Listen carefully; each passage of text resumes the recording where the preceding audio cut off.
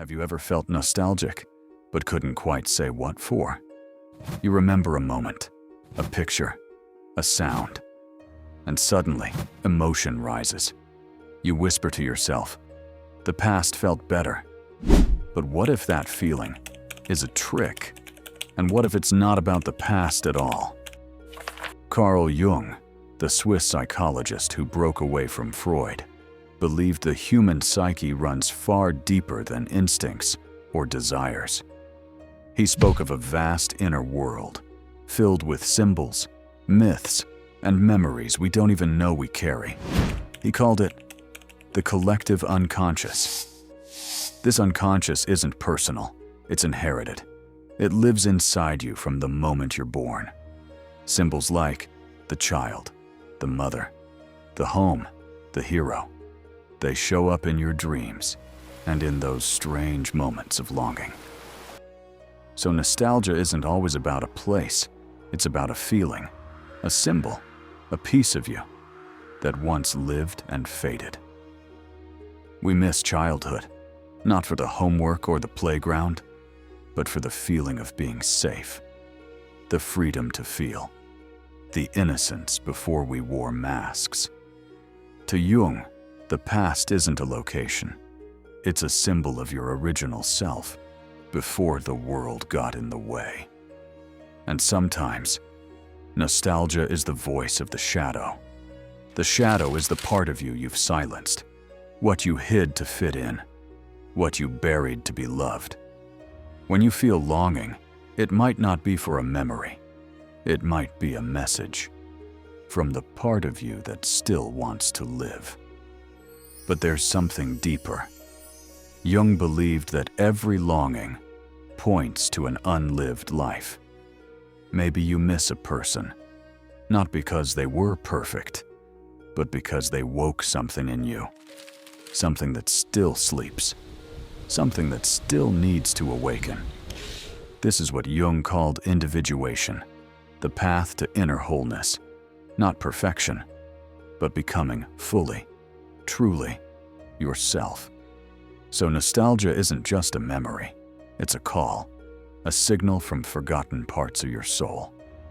That moment you keep revisiting, that dream that repeats, that version of you that whispers at night. They're not accidents, they're invitations, fragments of your truth, waiting to return. But not all nostalgia is real.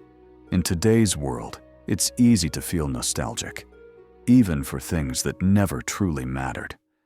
An old photo on Instagram, a childhood clip that suddenly appears on your feed, a 90s song playing in a random reel, and you feel something stir. But is that feeling real? Or was it triggered for you?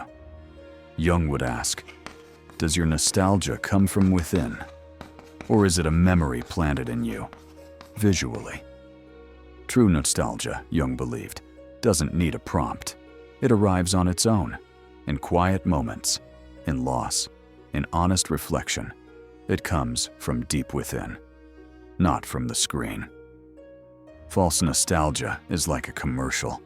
It gives you a pretty picture, but nothing behind it. No real feeling, just a surface-level spark meant to distract. So ask yourself, is this longing teaching me something?